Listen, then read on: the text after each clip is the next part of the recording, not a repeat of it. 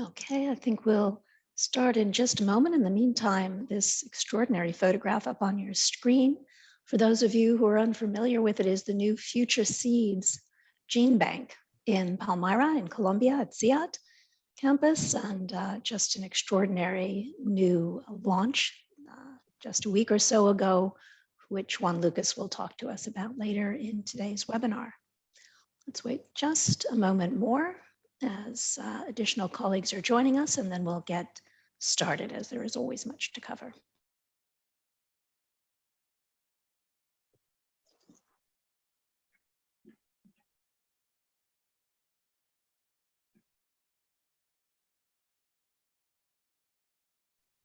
Okay, I think we will launch right in then. Let me thank everyone for joining us this morning, this afternoon, this evening, wherever you are. It's always a very important opportunity to catch up with colleagues and to have this conversation together. If you wish to hear the session in French, please use the interpretation button at the bottom of your screen. And as always, the session today is being recorded, and the recordings will be made available on the internal CGIAR info point in the coming days for any colleagues who are unable to attend and join us. A summary of what we cover here today will also be available on the info point, and we will send this along in the next monthly newsletter. If you encounter any technical issues during the webinar, please send an email to events@cgiar.org.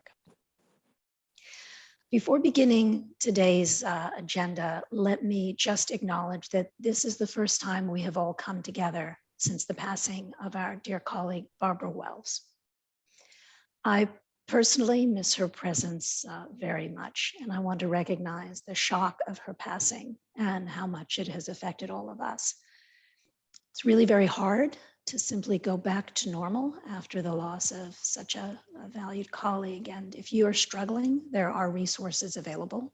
If you'd like support, please reach out to your HR point person who can assist you. And in the meantime, I'm sure you will all join me in holding Barbara deep in our hearts and appreciate so much of her conviction and her commitment to CGIAR, to hunger, to people all over.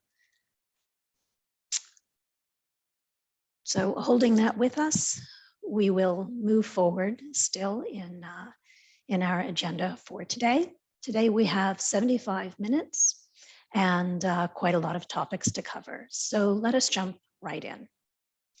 Let me begin by recognizing that all of you will have received the communications from the system board regarding Kundavi's departure. The board and management team have thanked Kundavi for the role she played as managing director in the initial transitional EMT, and we all wish Kundavi all the best in her future endeavors.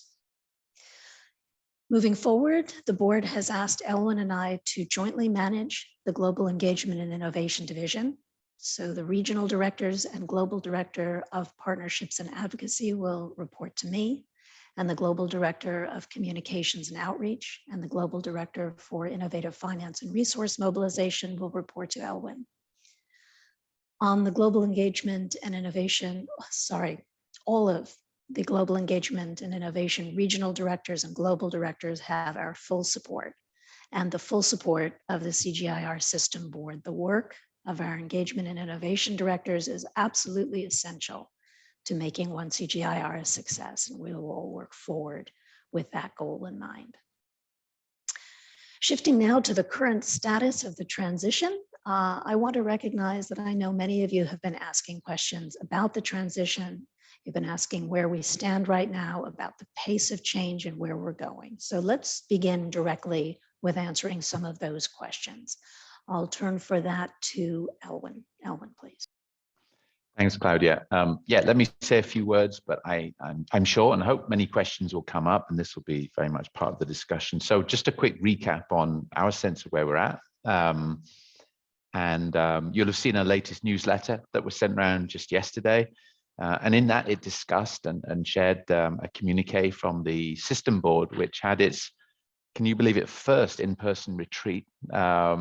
They were established just at the start of the COVID epidemic, so they actually hadn't had a chance to meet until a few weeks ago. So they They had a great retreat and shared those reflections in a communique. What I'll do now is just share our perspectives to build on that and make a few points. So the first point is, I think something we're seeing very clearly, whenever there's a world crisis, and alas, there just seems to be so many right now, it keeps shining a light on why CGIAR couldn't be more relevant to the problems we face. So unfortunately, we've seen the impacts of the war in Ukraine, and we saw the great work that IFPRI have been doing, and other centres, CIMMIT and others around what's happening around the world food prices and food markets. So it's another illustration of just our relevance given the way in which the food system is configured and so sensitive to what's going on. The second point is building on that, really, that the challenges we face, whatever those challenges are, just illustrate again how complex and interconnected they are, and how the integrated research and thinking typically goes beyond what any one center can provide by working on its own. It has to be a group effort. It has to look at all these interconnections, all these impact areas, and that's just the reality of the work in which we're doing right now. Which takes us to the changes we're making around One CGIAR. And the point here is that we are making great progress. It's tough, obviously, a change this big, this profound, but a lot of things have been happening, and really want to thank all of you for the efforts that people are making in a very difficult time. Just since our last webinar in January, we've made strong progress on the research portfolio, where the System Council has approved a second set of 12 initiatives. Good progress on funding, where if we can stay the course to deliver One CGIAR, there are really strong funding signals we're picking up from our key funders. Already, we're on track for a big increase in pooled funding from last year to this year, looking approximately from about 190 million a year, 190 million a year of what we used to call window 1-2 pooled funding, to about 300 or more this year, 300 or more million this year. So that's a really big increase, and I think we can expect more next year, because some funders take a bit of time to transfer and change the way they fund as we build confidence. We've also made loads of progress on senior recruitments. This takes time to get right. I wish we could have those done more quickly, but we've got to do this very well and very professionally. And Fiona will say something more about that in a moment. So that's been a lot of work. Thank you for that. The fourth point I alluded to at a moment, that the change this big is just inevitably really, really tough for all of us involved. Change is not easy, especially at a time where we've been working virtually, or we're in the middle of various world crises, which doesn't help at all in terms of the stress levels and ability to work together when we can't always meet in person. So we are facing a tough enabling environment. We always knew that. We need to work far more closely to bring our board chairs, to work collaboratively with the board chairs of the centres to be able to move forward with the operational structure. We also, and this has been highlighted in recent weeks, where there's been many external voices challenging the transition process, particularly with a view to how we can engage more with partners and stakeholders in the global south. And we absolutely must do that. The kind of communications we've seen, there have been some very valid points about how we outreach. There's also been some points that are simply not correct, and we need to work to redress that, looking at some of the communications that come in. So that's the fourth point, is we've really got to step up external engagement. We've got to work on the enabling environment. There's been amazing technical work that's been done, but we've got to try and strengthen the enabling environment, particularly with our governance across the centres, to be able to move forward at anything like the pace we need to move. Finally, we're seeing understandable signs of fatigue and anxiety, uncertainty. so many colleagues have gone above and beyond the call of duty to get us this far. We still have some way to go. And as I said, it's not an easy time to be making changes like this, particularly the impacts on work-life balance that we've seen. We're doing our absolute best to bring in as many external resources to help us with this change as possible. But alas, to do this properly, we need to be doing much of that work ourselves, because only our staff truly understand the systems and procedures and are doing the research we need to do. And so that is putting a load on us. So in terms of immediate next steps, we're quickly stepping up our engagement with partners. Claudia will say more about this. We have a senior leadership retreat meeting in person in the next couple of weeks that'll get much more into the depth of the detail around the transition and look at the political engagement that we need to step up, and particularly the roles and responsibilities, how we define the role of centers more clearly within this model, how we respond to the pulse survey, of which thanks for the many people that filled that out. So just a brief recap, and back to you, Claudia. Thanks. Thanks, Elwyn. We're going to try to move through a couple of other questions, and then we'll hear from some of our initiative leaders on the science. So another question that we have received is, what concrete steps are being taken to ensure that colleagues and stakeholders from the Global South, particularly from Africa, have a greater voice in the reform process than they have had to date? And a related question that we received is, could you give a brief update on the outcomes of the FARA 1CG African Roundtable? So let me jump right into this. This is such an important question. Now, while we have sought to engage CGIAR's essential stakeholders, including from the Global South, really in every step of the transition process, through our formal decision-making bodies and our ad hoc advisory structures and the direct consultations of individual teams, it is clear that much more needs to be done. So the system board in this first retreat, which Elwyn has just mentioned, has decided to immediately launch a high-level advisory panel to help elevate CGIAR's engagement with essential stakeholders as part of the transition. That group will bring together representatives from across the NARS, governments, universities, and the private sector. For more details on that advisory panel, please refer to the announcements that have also supporting fact sheets and frequently asked question links. All are being put in the chat right now. To really guide and frame the way forward in these engagements, we have launched the engagement framework for partnerships and advocacy toward greater impact, a framework that was developed under the leadership of Juan Restrepo. And the framework sets out really a proposal for guiding principles, systems, and approaches for partners and CGIAR to work more closely together toward our shared goals, very much in the context and framing of our 2030 research and innovation strategy. This new panel will advise on strategies and approaches to strengthen national and regional research capacity, catalyze partnerships in agriculture and food systems research in the Global South, and safeguard the custodianship and use of public goods like knowledge, biological materials, and research outcomes.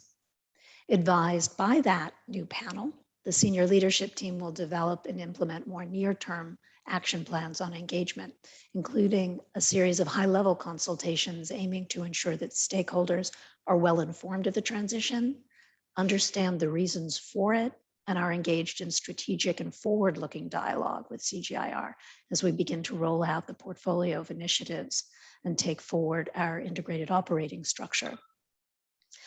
Through a series of communications and resources on the CG website, we have worked to engage constructively with some of the critics of the transition. I'm sure many of you have seen criticisms coming out through various channels, while at the same time trying to correct some of the misrepresentations that have been made to date. So if you haven't already, I do suggest that you take a look at these resources, again, put in the chat, including the fact sheet on consultations and engagements to date.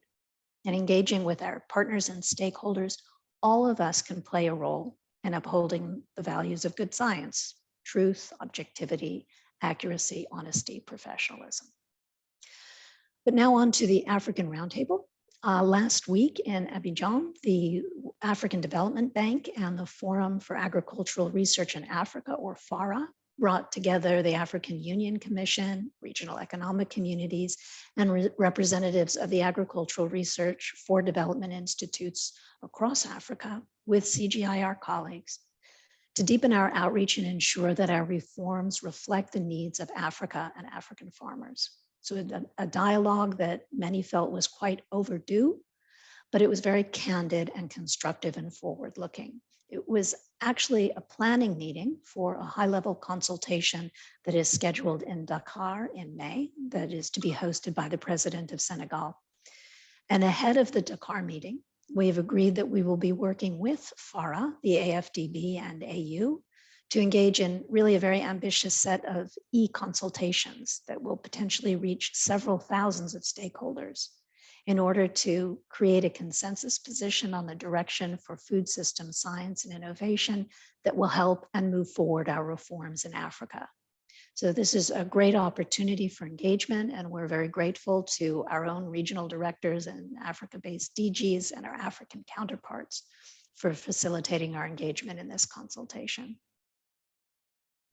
Next set of questions, and let me turn to queries relating to structuring of CG. And to Elwyn, the question is, how do we guarantee that the current structuring of one CGIAR makes us more competitive in the global agricultural research market?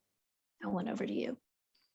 Thanks. Yeah, I think that's a really thoughtful question, and I'll just answer it in 4 ways. I think that the One CGIAR helps us improve our science offer for the reasons I was discussing a moment ago, where we already saw with the initiatives, even before we put together the full operational structure, our ability to put forward a portfolio with the help of our amazing science teams and the science directors, science group directors.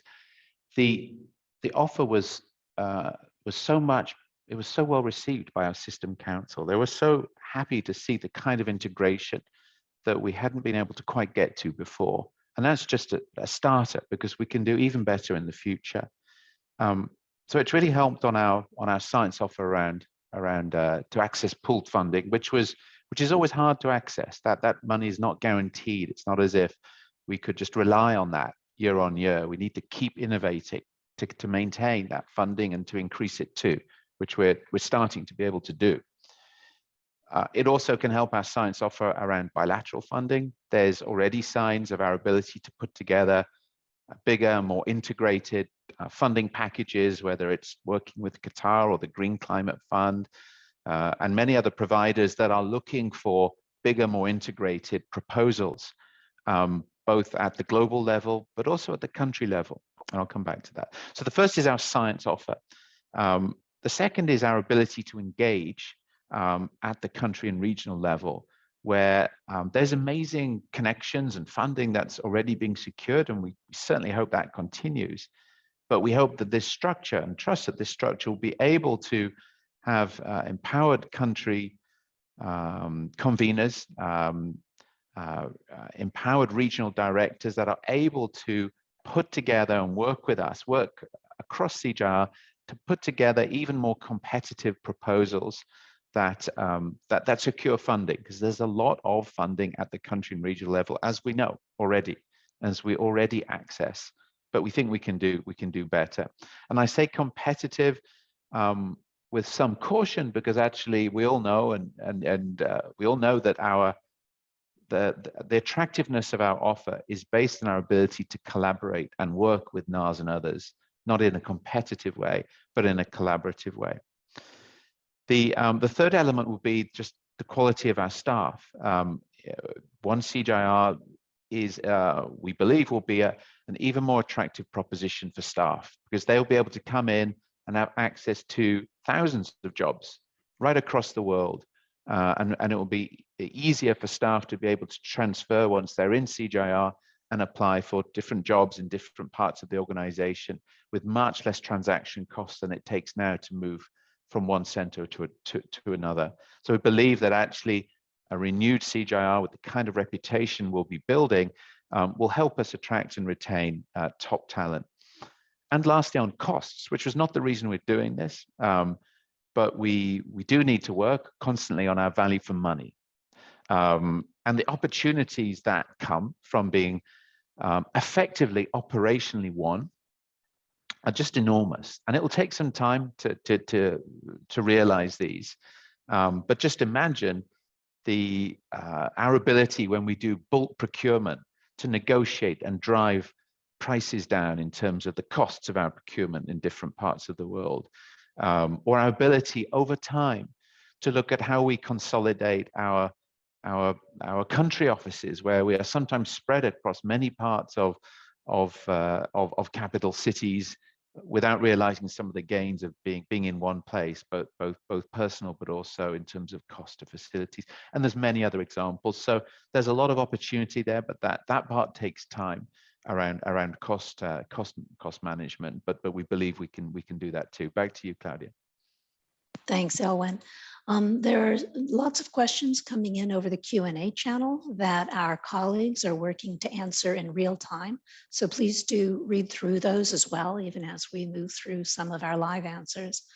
And a final question before we move to the science right now that has been coming in relates actually to the last point that Elwyn was making, and a couple of the questions that I have seen in the chat now, which is what measures are being taken to make CGIAR more cost effective? Elwyn?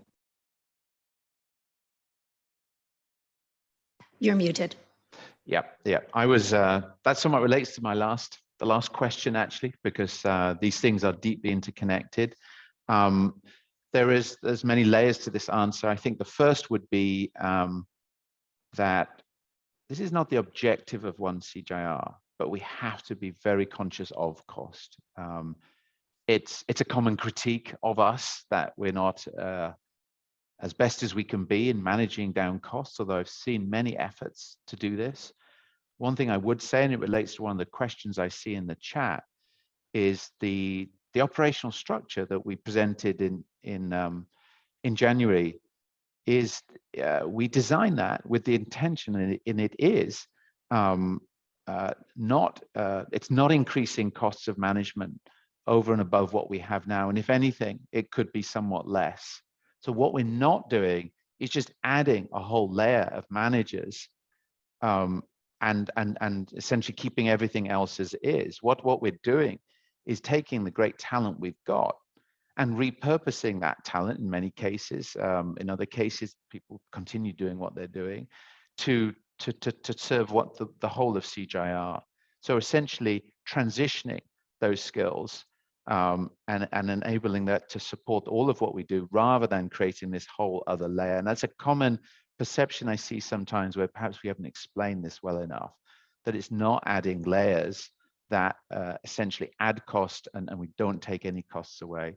There's many other ways in which we're looking at costs that I spoke to a moment ago, because they relate to competitiveness. So I won't repeat that, but the opportunities are enormous. And the way I see it is that if we can do this, and I truly believe we can, we will be able to access far more funding than we've been able to even in the past.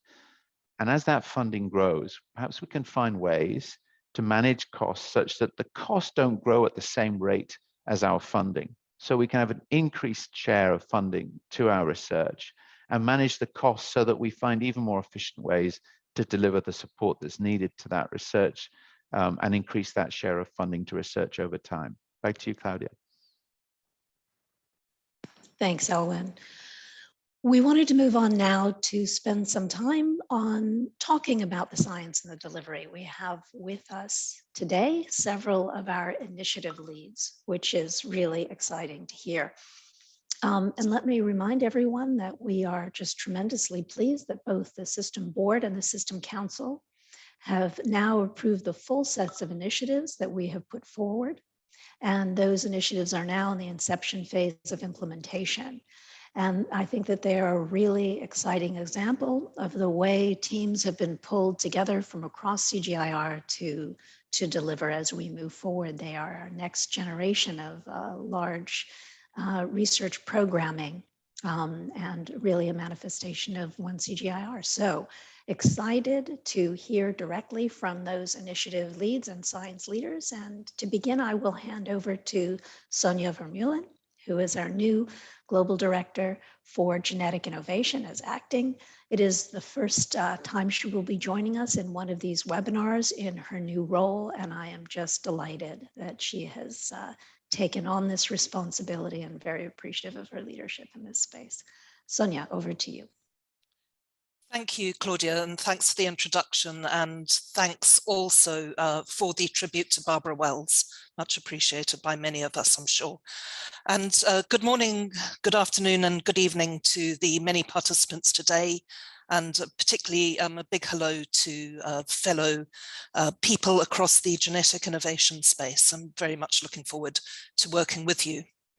So in terms of our initiatives, we had 5 genetic innovation initiatives reviewed and approved by the System Council back in December. Those have got going, particularly with the work that happens on a continuous basis. So, for example, the gene banks and the breeding programs. We also have an additional initiative, which is still due to go in for review by our ISDC, Independent Science for Development Council, and the System Board and System Council, and that's on precision genetic tools, a newer area of work for us. So that will go in June. But for today, we're going to focus in on one initiative. This is the Network for Enabling Tools, Technologies and Services initiative, which brings support to the breeding programs as well as to the seed systems that deliver the seed to farmers. And we have with us today Yanghua Li, who is the lead of this initiative. We also have on the call today Sharifa Syed Alwi, who is the co-lead. I'd like to now take the opportunity to hand over to Yanghua to give us some details on the initiative. Over to you, Yanghua. Thank you very much. Could I get the slides, please? Thank you. So I'm very glad to be here to offer an update on one of the GI initiatives, enabling tools, technologies, and shared services. The overarching goal of this initiative is to support our ongoing breeding modernization process so that we're able to accelerate development of crop varieties that accrue benefits across our 5 impact areas. There are 5 work packages, one that's based on strategy. So where should we invest? What technologies, what tools?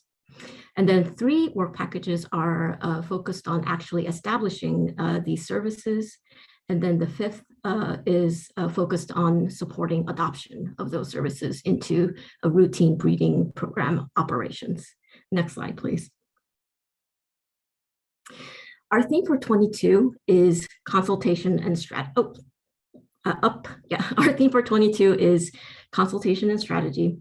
And here we're very aware that this is a transition year and many things are in the air. So we want to take care to implement this initiative step by step with the implementation of one CGIAR. And we are also very cognizant that especially when we're addressing ongoing work and optimizing ongoing work, we need to be strategic and practical in a very complex enabling environment. So I want to show you in my next slide. These are the major outcomes that we have identified as priorities for 22. So these would be essential outcomes for supporting progress in 23 and 24. The first of them is regional prioritization and demand assessment for tools, technologies, and services. This will happen over this summer, and we will target not just the CG, but also systematically our NARS partners, region by region. After that, we have an effort for costing and right sizing of proposed global or regional services. We also, which is going to be part of a bigger effort to validate a cost structure for breeding operations that is applicable across crops. And in order to support this, we want to hire a business planning team, a small team, but who will be very dedicated just for these 2 goals. Finally, the final major outcome we're going for is we want to establish process management networks and define quality management systems, especially for centers who haven't established those already. And to support that, we want to hire a dedicated process management support team. All this team will be doing will be to support the breeding programs in their change delivery. Next slide, please. We've also identified a couple of what we're calling low-hanging fruit. Not that it's going to be easy by any means, but they are building on ongoing work, and there is good momentum to really make some progress in this goal for 22. And that is, we want to define the operational model for 2 new core services, one in the breeding analytics space and the other in data management system and digitization user support. This will support both EBS and BMS, 2 of the major systems in use today. And that is it for me today. Thank you, and I'd be happy to take questions if you have any.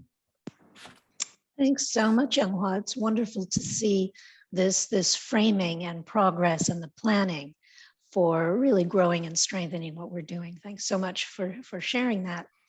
I want to turn now to Fred Casito to speak to us about the work that he is leading. Fred, please. Thank you so much, Claudia, for the introduction. And I appreciate being part of this panel. And good morning, good afternoon, colleagues, wherever you are. I'm trying to pull up my presentation now. Sorry about that.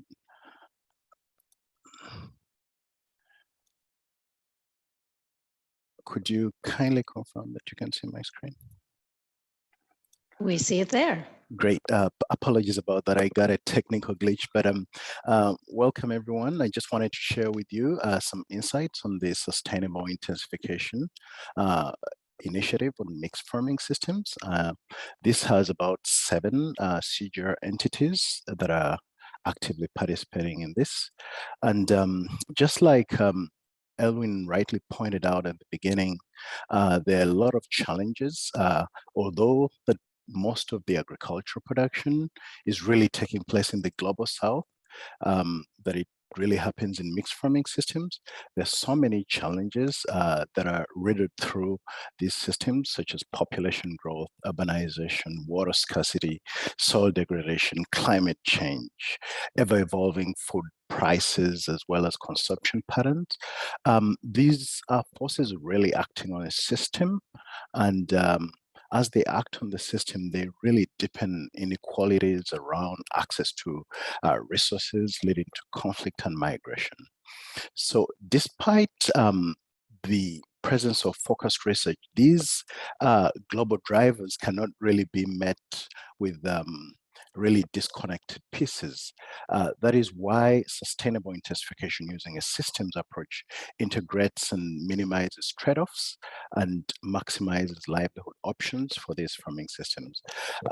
We are proposing an approach where we're producing more food with less land, but also ensuring that there is less environmental impacts for the work we're doing in order to deliver on the promised 5 CGIAR impact areas.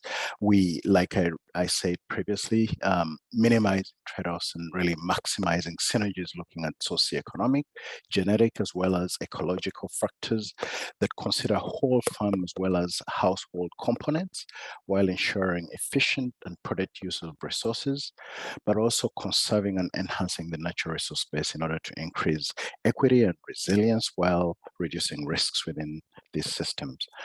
This is really just to paint a picture on the kinds of systems we're working in, ranging from forage use to mixed farming systems, livestock from the mixed farming systems being fed, but also looking at, the vulnerable groups and how we can build their capacity, not forgetting really small scale mechanization that can really trigger a lot of productivity increases.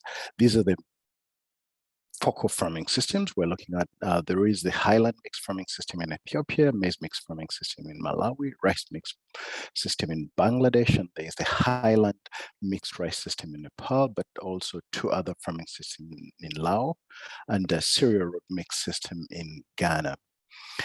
Really, the premise here, these were selected based on importance in relation to demography, as well as other socioeconomic variables, as well as presence of previous investments and partnerships, as well as synergies with other initiatives.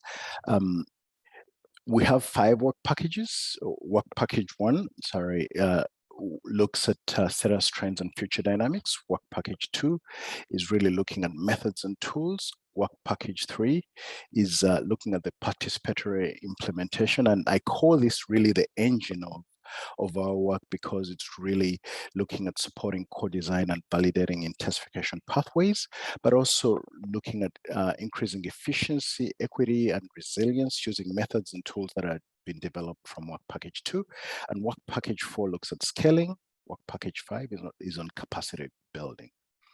My last slide, we've really spent a lot of our time around planning, staffing, and budgeting, but also looking at how we can reach out to various partners within and outside the CG. We're planning an inception workshop, May 17th to 19th in Montpellier, and we intend to roll out work package activities in 6 countries within 7 mixed farming systems. And we're currently looking at filling some phase 4 positions within the initiative, and work package leaders will continue through June 2022. We've got a very multidisciplinary and transdisciplinary staff that is contributing to this initiative. I just decided to leave this caption here to show that we're not really missing the big picture of the 5 impact areas of the CGIAR. Thanks a lot for your attention. Thank you so much. Fred, I should have made clear in transition that Fred is part of the Resilient Agri-Food System effort. Martin, the global director, isn't with us today, so we went straight to Fred, and it's just very exciting to see this very central work of the RAFS group on sustainable intensification in mixed-use systems. Brings together so many of the strengths and experiences across the CG, right? 7 different systems applied across 6 different countries, across all of these geographies. It's a very, very exciting program that this team has been working hard to pull together. And we're all looking forward to tremendous success in that endeavor. Thank you, Fred. I'll shift now to Rachel McDonald. Rachel is the Deputy Director General for Research and Development at IMI. She is standing in today for Yo Swinen to speak to us about the Systems Transformation Science Group. Over to you, Rachel. Thank you, Claudia, and good morning, good afternoon to everybody joining on the call.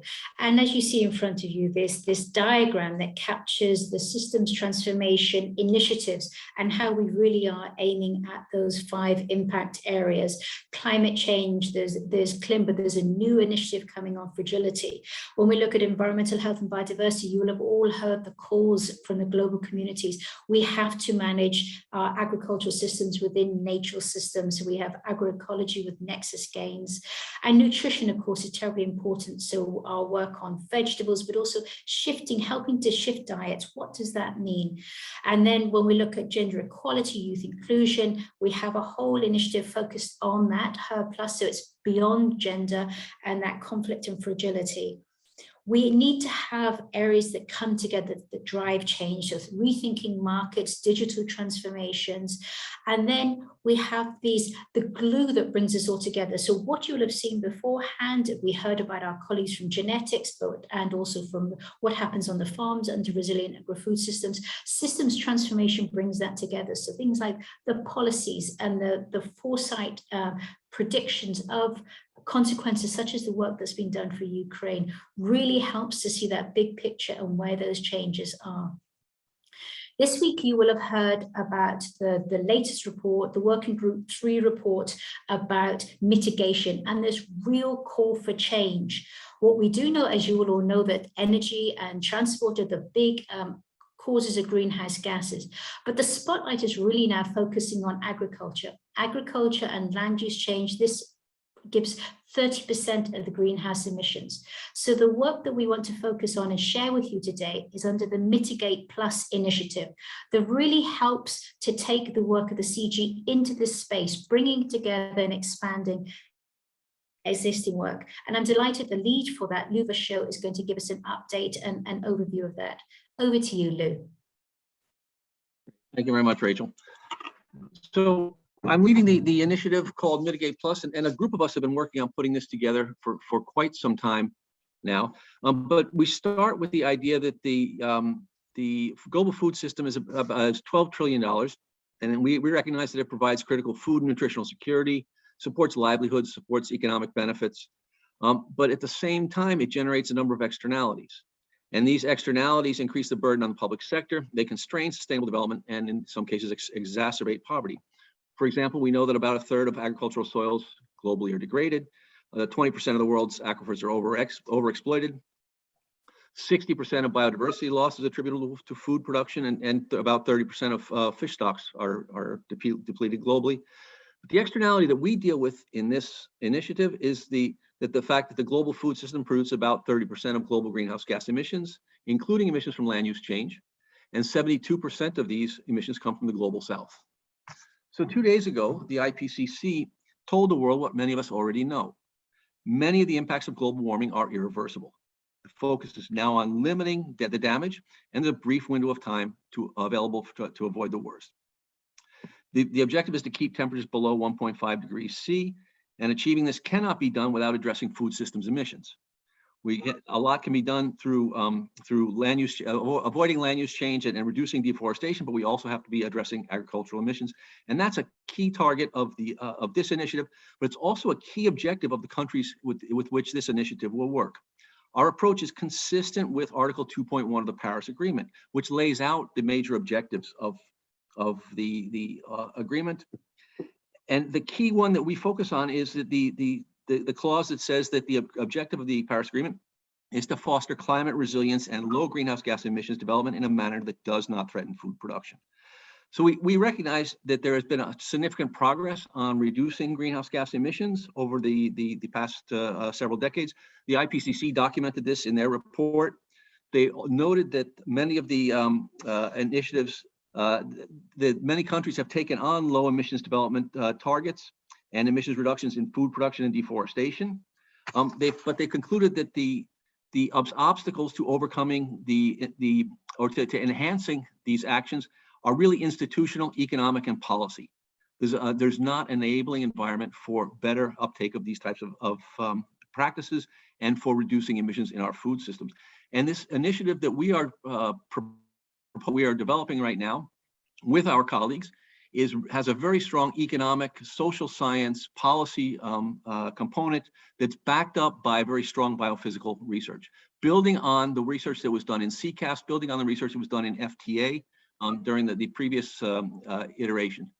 So the objectives of our initiative are to improve the capacity of stakeholders to use tools, data, and analyses to, I wasn't going to go through the presentation, but that's all right. But this is good, actually a good one. So we have 5 work packages. Work package 1 focuses on increasing the capacity of our stakeholders to use tools, data, and analyses to design food system emissions, to build up the evidence and increase the rigor and certainty of data, knowledge, and tools, and to improve greenhouse gas emissions monitoring and UNFCCC national communications, but also monitoring of national programs for reducing greenhouse gas emissions and greenhouse gas intensity in agricultural production. We have a Living Labs, which is our place-based work. It's really focused on co-design, adaptation, and testing. We're really trying to turn this around and make this initiative demand-driven. And the Living Labs is a key area where we really engage with stakeholders and achieve this demand-driven. The 4th one is about really working with national stakeholders and at the international level to create enabling environments. So it's dealing with finance, with policy reform, with building better tools for planning, integrating with foresight. And then the final one is engagement. We realize we need to change the global narrative about food systems, and we really need to engage with information and evidence. And we have a very strong engagement process and team. So I'll stop there. And this is just a brief introduction. We have made a lot of progress in our implementation with work planning development, but I'd like to just stop there and let everyone know that we're open to engaging, and we are already engaging with a number of initiatives, and we plan on expanding our integration with RAFs and with the other systems transformation. Thank you very much, and back over to you, Rachel. So I'm going to jump back in, Lou. Oh, sorry, back over to you, Claudia. Not at all. My apologies. It's really great to hear from both of you. Great to hear from Rachel how the System Transformation Science Group is really working across this range of interrelated, really fundamental and extremely timely issues. And then really very good to hear from Lou about agriculture's central role in climate mitigation. I know that so many of our colleagues across the system are really working right now in the climate solution space. And we're all looking forward to taking a very strong CGIAR voice to COP27 in Egypt. I appreciate in particular Ali Abu Saba's ongoing engagement work with the host government, Egypt, to really create the space for us all to bring these solutions to the COP in this coming iteration next fall. There's so much that must be done in agriculture and so many ideas, innovations, and solutions across the CGIAR that we hope to be sharing. Very, very exciting work. So we've had an opportunity to speak about several of the initiatives that are ongoing, which is terribly exciting. But now we'll move back to some of the questions that people have been raising around the process of initiative assignments. So I will turn to Fiona with questions regarding the process of listing phase 3 and 4 jobs. Please, over to you, Fiona. Thanks very much, Claudia, and hello, everyone. Thank you to the colleagues who've been channeling in great questions to us. We have had quite a number of questions on how we're doing on the phase 3 and phase 4 recruitment. One colleague in particularly asking, where are we? Are we at the beginning or the midway or near the end?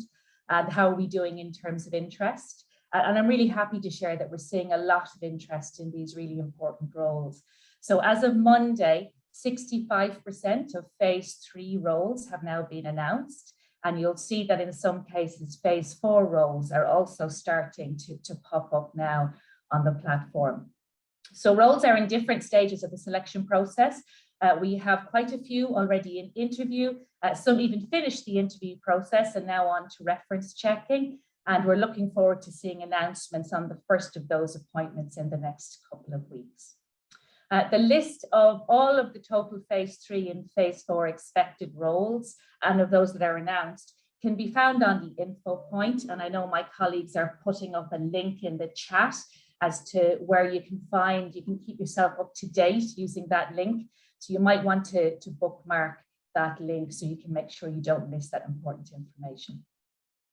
So that puts us in a really good position to start planning for the next natural step after phase 3 and phase 4, which is the building of integrated teams. So bringing everybody slowly but surely into the new operating structure.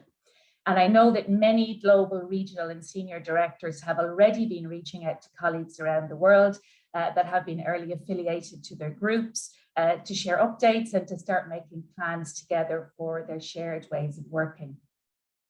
In People and Culture, for example, all the affiliated colleagues have recently virtually met in small groups, not only to get to know one another better, but also to get a deep understanding of exactly how we're currently working across the various entities. So in separate meetings, entity HR directors are also helping me to understand where each HR colleague could fit in the new People and Culture operating structure. And we'll be very soon piloting a simple talent mapping process within our People and Culture group that will help HR colleagues not only express where their talents lie and the work that they're doing, but also helping us to understand their career aspirations. So for us in People and Culture, nothing is changing immediately. We're still doing the same jobs. We're still reporting to the same supervisors, but we're bringing people together. All those folks who are doing similar work so that they can begin to collaborate and learn from each other and make plans for exactly how and when we will start working differently. Now, I know this process is being mirrored across a number of different groups. So similarly, affiliated colleagues in IF and RM have hosted 2 town halls yesterday on their strategy and the operations of that department. And I know similarly, other groups are also starting such important conversations. So for us in these early groups who are starting to detail out the process, the lessons we're learning are very valuable. They're going to be very important inputs to the plans that other groups are making to bring affiliated colleagues into their part of the new operating structure. And in response to some of the questions that I'm seeing pop up in the chat, I think this process is also extremely important and helpful in making sure that we don't inadvertently increase bureaucracy. That is not our goal. Our goal is to actually reduce it by identifying shared ways of working together. We absolutely don't want to create unnecessary layers where they're not needed, but actually we want to reduce the duplication of effort and make sure wherever possible and practical, we're coming together to combine efforts in these new shared ways of working. So what's the key takeaway here? Rather than a big bang approach, some groups are starting to prepare these important first steps to bring those early affiliated colleagues into shared ways of working in a really careful way and a collaborative way, and in a phased way. We don't want to damage business continuity. And we're looking forward to sharing our progress and the lessons learned and sharing all of that in the guidance note to make sure there's a consistent approach across the groups. So finally now onto initiatives. As we've already heard today, our initiatives are very exciting and we're breaking ground in many ways. We do have our interim leads, co-leads and work package leads already in place. And those leads are searching for visibility on all of the great talent across CGIAR from which to select those best suited to deliver on the assignments. I wanted to make sure, and just to highlight the recent all staff email, make sure you've seen it. We have a new space on InfoPoint where you can find all the initiative assignment opportunities, which will be made available on a rolling basis as they're received from leads. Please remember that these opportunities will be posted for 5 days only, as they're not jobs in the true sense, but rather they're a percentage of FTE opportunities.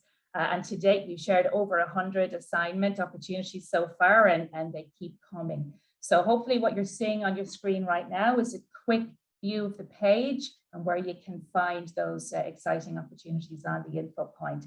If you are interested, please bookmark and review those assignment opportunities at any time, and you can even register for notifications to make sure you don't miss anything.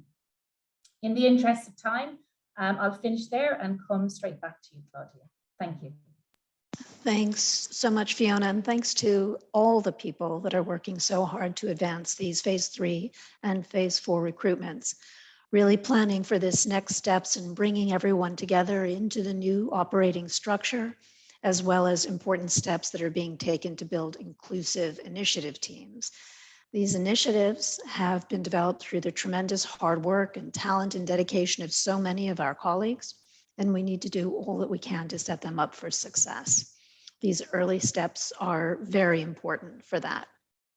I'm therefore very pleased with the new role of Initiative Coordinator for People Resourcing that has been created specifically to support this process. This is great collaborative work and sets the stage for how we hope to work together in the future.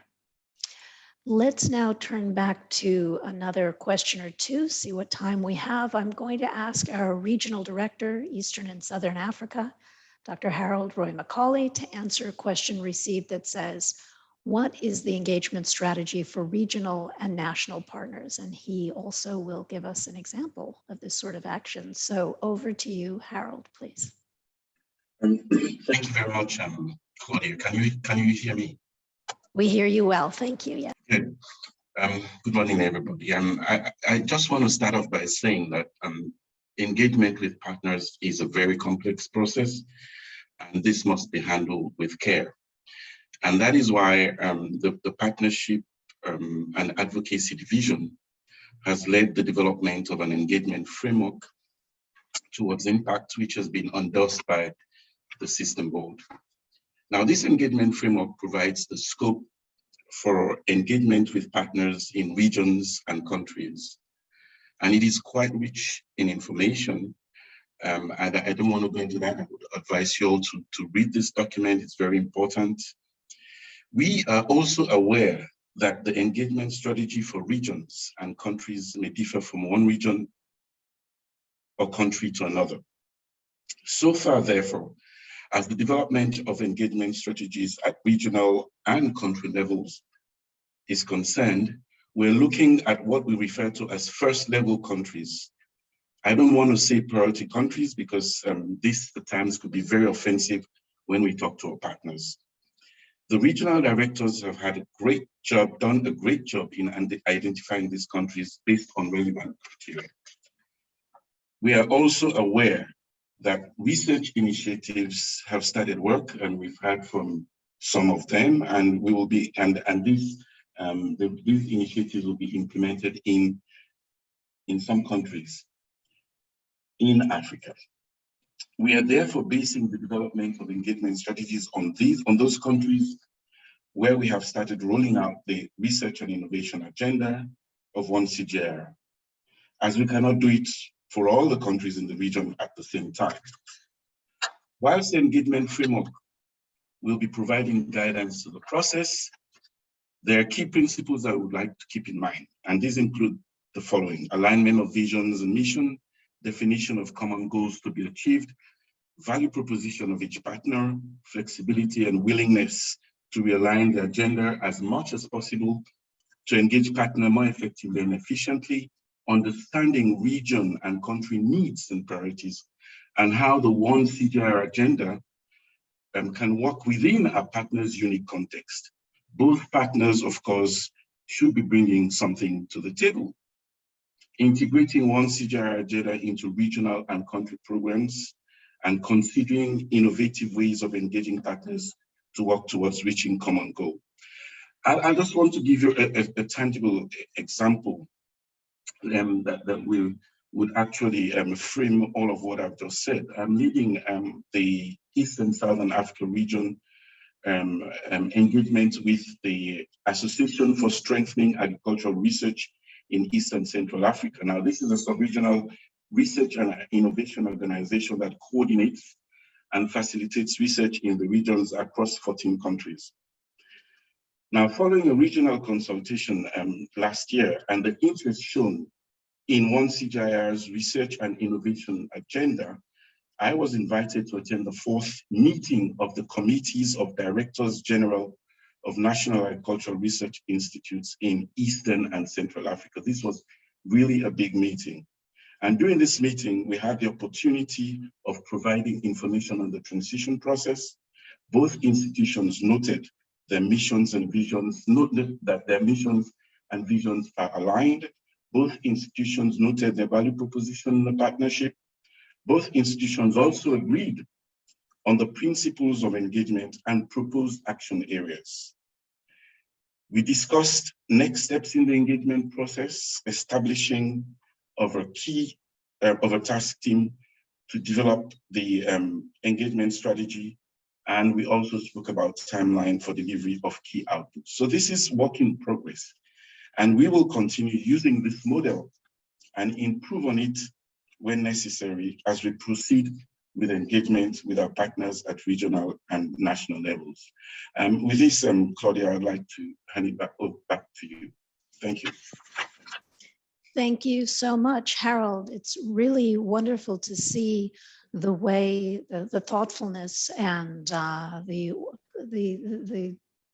really dedicated engagement that regional directors can provide with our stakeholders. It is this all of CG engagement that I think is so valuable. I think it's just a very powerful way for us both to hear demand and to really come to very consensual paths forward with the partners that we are working with and we are working for. So thank you, Harold, and really appreciate the update. I would like to turn now to something very forward-looking, the Future Seeds launch that took place just a couple of weeks ago in Colombia. And for that, I turn to Juan Lucas Restrepo. Please share with us the good news. Bye-bye. Thanks to you, Claudia. Good morning to everybody. And indeed, I would like to share with all of our global community a great achievement of the Alliance and CGIAR, which is the launch after a lot of efforts, dreaming, fundraising of this new amazing facility platform, Gene Bank. Before doing that, I would also like to acknowledge your comments, Claudia, as well as Harold's on the engagement framework, which is something that's already on CGIAR's internet on the web. And I would like to invite everybody to read it, to ask questions, as it's something that will be rolled out in the coming days. And it's an important piece of bringing all CGIAR together. So in relation to future seeds, if we move to the next slide, please. We're talking about a facility that's located in our CIAT campus in Palmira, Colombia, that can accommodate not only the current collections that we hold in trust under the treaty, but additional room for partnering with national systems, with other international collections, and of course, working more closely in the CGIAR. It's a project that cost $17 million that meant a very important fundraising campaign. And in many ways, it's the gene bank, it's of the iconic gene bank of the 21st century, meeting coefficients and seeking to be the first lead certified gene bank, not only in CGIAR, but hopefully, and that's our understanding, globally. If we move to the next one, please, we're not only talking about a gene bank. Of course, our mandate is to conserve and distribute these important accessions, these collections we hold in trust. But the way this was foreseen and has been planned, it's a facility to innovate. It's working on digital, working on a number of tools and facilitating the discovery process, so we identify in a more effective, timely manner those traits that could be used by our breeders, by scientists, also from our partners, to unlock new solutions for food, land, and water systems transformation. And it's also a facility about raising awareness about the importance of not only gene banking, but agriculture in general, and a facility to educate, to train new generations of scientists from across the globe on this important work. If we move to the next slide, I would like to move to the inauguration, which was great. We had Claudia, we had Marco, we had many funders, and what I feel it's a very rich and deep ecosystem representing our partnerships. So we had NARS, funders, academia, civil society, and of course, the government of Colombia, that is the headquarter country for CGIAR, that was there to inaugurate this and also to signal a commitment to the work we do. So President Duque was there, and also as an investor, as the government of Colombia was one of the important investors in this facility, and the National Agricultural Research System will leverage and will use this facility as well. So it's open access and open facility to engage as well. And we had two great, if we move to the next slide, we had two very positive surprises, two great elements. One was the acknowledgement and award to Joe Tome, who's been working with us for almost 30 years with amazing scientific results aligned to our mandate, but has also been a person behind the training and the education of many young scientists. And this is something that was acknowledged by the president through this important award. So celebrating our science, that was one of these important elements. And the cherry on the cake was the announcement from Christian Samper, not only member of our board, but advisor to the Jeff Bezos, Earth Bezos Fund. So let's listen to what Christian brought to us. Next one, please.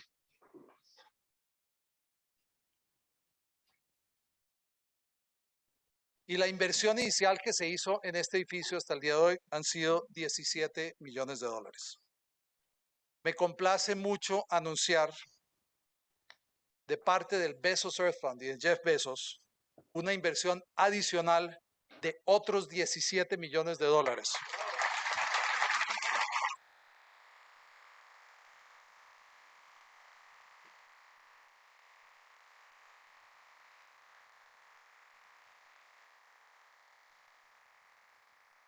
Y esto incluirá 6 millones de dólares para construcción y operación del fondo, del banco, pero de manera muy importante, 11 millones de dólares para la investigación y la capacitación para que usemos el banco para enfrentar estos grandes retos.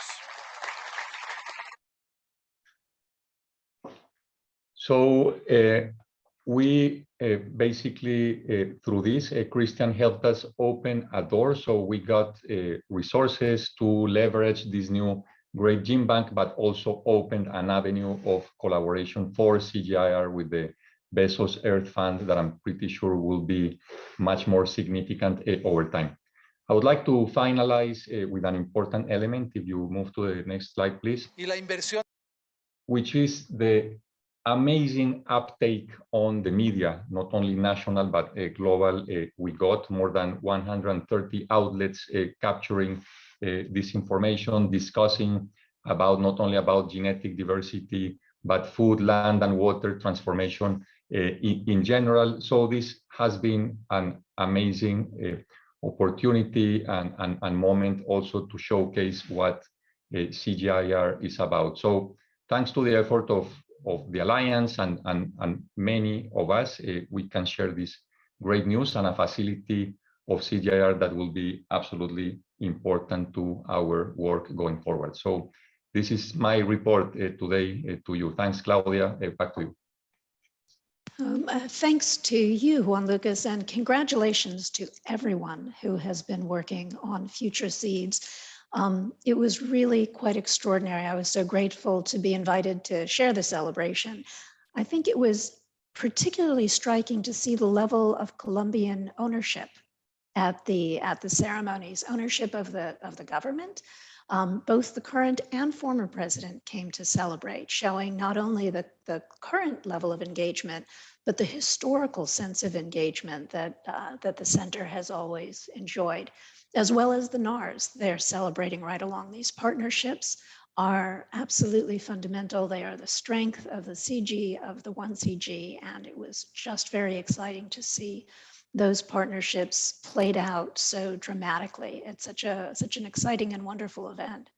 It was also marvelous to see there was a science day the day before the launch with so many, in particular, young scientists sharing the work that they do related to the gene banks and really focusing on this forward look of how we utilize these gene banks. And I think part of that excitement and that vision of the role of gene banks and really forward-looking high-tech science is perhaps what made some of it so attractive even to press as well. It was a tremendously exciting event, very inspiring for all of us, and just really so proud of the teams and the effort there. We are coming to the end of our time. So let me say again that there have been lots of questions in the Q&A today. We have been seeking really to answer those very much in real time. So I encourage people to check into the Q&A button at the bottom. You'll see there are different folders for questions that have been asked, questions that have been answered. And for those that we have not been able to answer, I assure you that we are capturing the questions, and we will continue to try to provide answers in this evolving reform as we move forward. What I'd like to do now is take a final poll. We will always in our webinars seek to update you on the progress of reforms and issues around recruitments, et cetera, and seek to address the questions as you raise them in the run-up to and during these webinars. But having just heard this exciting news from Juan Lucas and really the very exciting details of our initiative teams who are pulling together these programs of work and hearing straight from them, we really do want to continue to feature these highlights of activities across the CGIAR in our future webinars. So for today's poll, we are asking what kind of highlights would you like to hear more about in future webinars? And we have given you 5 options available for ranking. You'll note that these topics have been addressed today. Please note that this is not an exhaustive list of topics. So we also welcome other suggestions for ways that we can highlight our work in future webinars. Please feel free to send any suggestions to the transitions@cgiar.org or through the anonymous form or any post-event survey. Right now, you are already way ahead of me going through to the Menti poll using the code that had been on the screen. And we are now seeing, great, we are seeing a tremendous amount of interest across all topics. So, very good to see this. Initiatives progress, that clearly is one of tremendous interest to all, and it will be increasingly exciting as these initiatives take shape. And even as we vote, let me also say that the work that you have heard about today and the initiatives and all of the recruitments ongoing and the work being done in our systems, we recognize that this has created real opportunities, but also potentially tremendous work hours, overload and stress for so many people. And the continued uncertainty of the reform also really does weigh heavily on all of us. Frankly, these change is always a disruptive process. And in the world that we're living in today, it's one of many stressors in all of our lives. So we really do also want to take action on workplace wellness and put in place shared practices to make sure that we're doing all we can not to burn out. So I would like to thank the working group that has been gathering good practice from across the CGIAR as well as external good practice. I know that they are planning to bring together several proposals to the senior leadership team in the coming days, covering a range of suggestions on flexible working, meeting etiquette, guidance on prioritization, and good practice on work-life balance. Please share any ideas you have in this regard with your people and culture focal points who are gathering them and channeling them through to the working group. I personally am very much looking forward to receiving them and to working to find ways that we can all manage the stresses that we face as elegantly as we possibly can. We do need to keep wellness very much at the top of our minds, particularly in such very difficult times. So I see the outcomes here, very interesting. Understandably, funding and fundraising, this is essential to the job security issues that many of us continue to raise, and let's be clear about that. The initiative progress and hopefully the initiative team staffing processes. Research impact, always exciting to look at, something that we should all be very proud of. And our partnerships and key events and meetings are ones that we will continue to update on as well. Very useful. Thank you for taking part in that poll. Thank you all very much for joining us today and for your continued engagement in the transition as it progresses. You will all be receiving a short survey to find your feedback on this, to provide any feedback you have on this webinar. And we really do appreciate you taking those couple of minutes just to complete it. We use the surveys to adapt these webinars to try to address the questions you have, not all of which can be answered, but we do answer as best we can at any point in time. And we really very much welcome your input as we have received it today. As a reminder, a recording of this session will be made available on the info point on CGIAR.org in the coming days. But just a final thank you to all. Really appreciate the engagement, really appreciate so much hard work going on across the system. Be well, stay well, and I look forward to the next time we're all together. Thanks so much to everyone. Bye-bye.